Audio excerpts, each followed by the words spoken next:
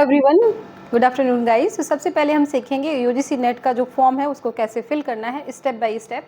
सबसे पहले आप सभी के पास इस तरह का एक नोटिफिकेशन आपको मिल गया होगा जिसमें सारी जो डिटेल हैं वो इस तरीके से यहाँ पे दी हुई हैं। तो आपको क्या करना है, इस पब्लिक नोटिस में यहाँ पर हमें किस पे क्लिक करना है, यूजीसी नेट NTA/AC.in पर हम क्लिक करेंगे तो हमारे सामने ये वाली एक विंडो खुल जाएगी।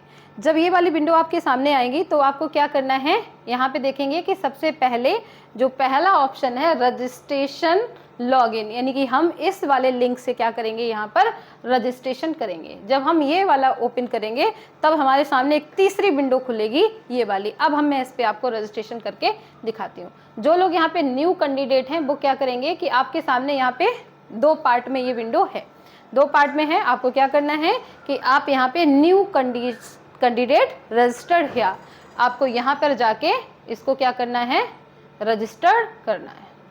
अब देखिए इसमें थोड़ी सी एक बार आप इसको पढ़ सकते हैं, इसकी इंफॉर्मेशन को डिटेल में देख सकते हैं। कुल मिला के इसे आप अच्छे से पढ़ लीजिएगा। अब मैं इसको यस करती हूँ और यहाँ पर हमने कर दिया क्लिक हियर और हमने इसको पढ़ लिया। अब जिनके पास आधार नंबर है, मेरे पास है, तो yes I have Aadhaar number.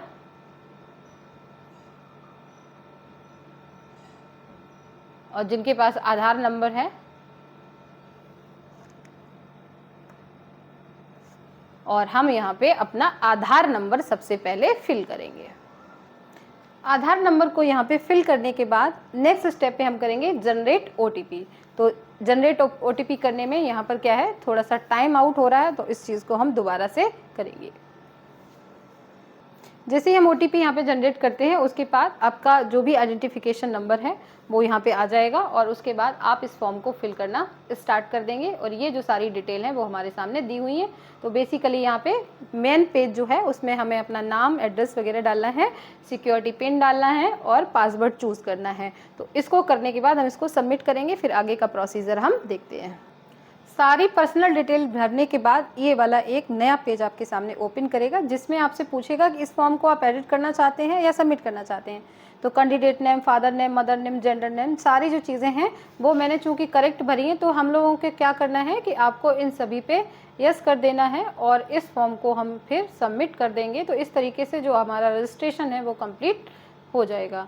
फिर हम बाकी जो भी एजुकेशन डिटेल है या कहाँ से फॉर्म देना है, तो अगर आप श्योर हैं तो आप सबमिट कर दीजिएगा और ओटीपी को मंगा लीजिएगा। तो मैं चूँकि यहाँ पे श्योर हूँ तो मैंने यहाँ पर इसको कर लिया है और अब इस तरीके से यहाँ पर एक ओटीपी आएगा जो आपके ईमेल आईडी पे आएगा। तो इसलिए मैंने कहा है कि अगर आप फॉर्म भरना चाहते हैं तो अपना ईमेल आईडी या जिस पर भी आप ये सारी चीज़ें करना चाहते हैं वो सब आपको अपने पास में रखनी चाहिए। तो इसमें जो मेरा आया है लॉगिन आईडी उसको मैं यहाँ डाल देती हूँ।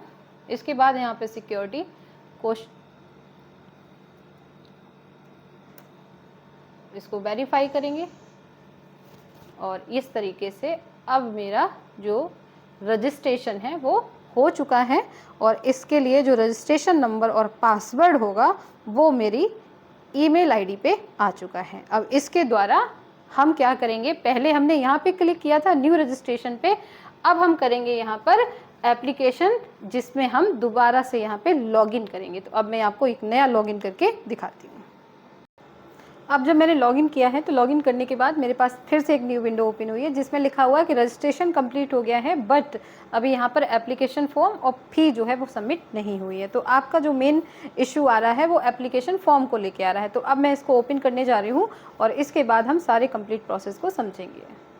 अब आपको यहाँ एक नई चीज़ देखने को मिलेगी कि I want to apply UGC NET June 2024। तो किस बेस पर मैं इसको अप्लाई करना चाहती हूँ। तो यहाँ पर दो बेस हैं। एक बेस है कि अगर कोई यहाँ पर आप देख सकते हैं यहाँ पर क्लियरली लिखा हुआ है 4 ईयर अंडर ग्रेजुएट प्रोग्राम। अगर कोई व्यक्ति 4 ईयर के अंडर यहाँ पर अंडर ग्रेजुएट प्रोग्राम का हिस्सा है तो वो यहाँ पे अप्लाई कर सकता है।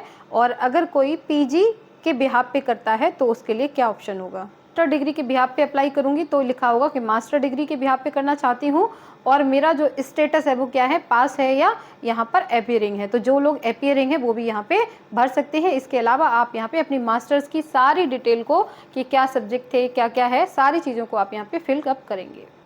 सो गाइज अब हमारे सामने आ गया है वो मेन पेज जिसका हम सभी को इंतज़ार था कि मैं इसमें किसके लिए अप्लाई करना चाहती हूँ। तो यहाँ पर मैं 3 कैटेगरी यहाँ पे क्लियर दी हुई हैं, असिस्टेंट प्रोफेसर, जेआरएफ और पीएचडी ओनली। अब मैं किसके लिए यहाँ पर अप्लाई करना चाहती हूँ, तो सबसे पहले आपको क्या देना होगा कि यहाँ पर इनमें टिक करना होगा। तो चलिए टिक करके देखते हैं।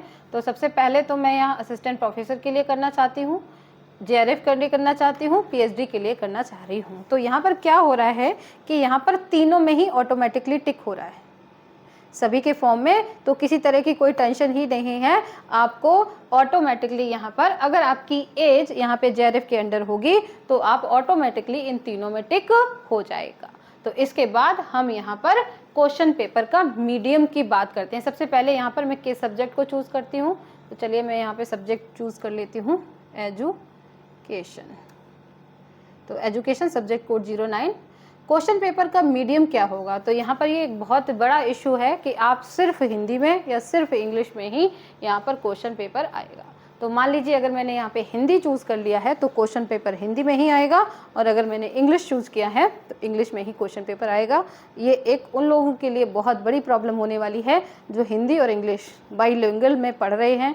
बाईलिंगुअल में बेसिकली जिनकी आदत है कि वो हिंदी का भी देखते हैं, इंग्लिश का भी देखते हैं, तो उन लोगों को एक बहुत बड़ा इशू आएगा क्वेश्चन पेपर के लिए। तो कुल मिला के आपका जो भी यहाँ पे माध्यम है, जिस माध्यम में भी आपकी तैयारी है उसी को यहाँ पे सेलेक्ट करें। तो क्वेश्चन पेपर का जो मीडियम है हिंदी या इंग्लिश में से कोई एक भी सेलेक्ट करिएगा। अब हम बात करते हैं यहाँ पर कि चॉइस फॉर एग्जाम स्टेट। अब यहाँ पर कितने ऑप्शंस दिए हैं, मुझे 4 स्टेट दिए हैं। तो सबसे पहले मैं चारों में ही, चूँकि यूपी से हूँ तो हर जगह उत्तर प्रदेश ही सेलेक्ट करूँगी।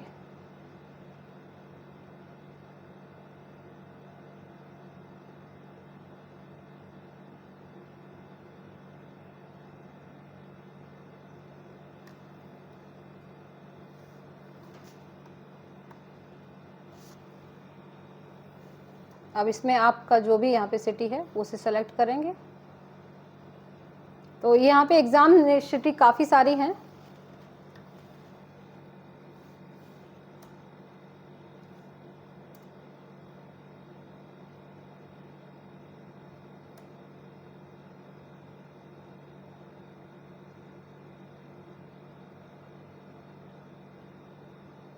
एक सिटी को हम यहाँ पे 2 बार चूज़ नहीं कर सकते हैं।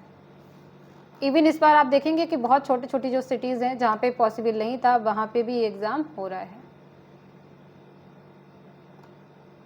चलिए इस तरीके से आप अपने फादर की डिटेल्स को यहाँ पे फिल करेंगे, मदर की डिटेल को यहाँ पे फिल करेंगे, जो सिर्फ और सिर्फ सर्वे के लिए होती हैं।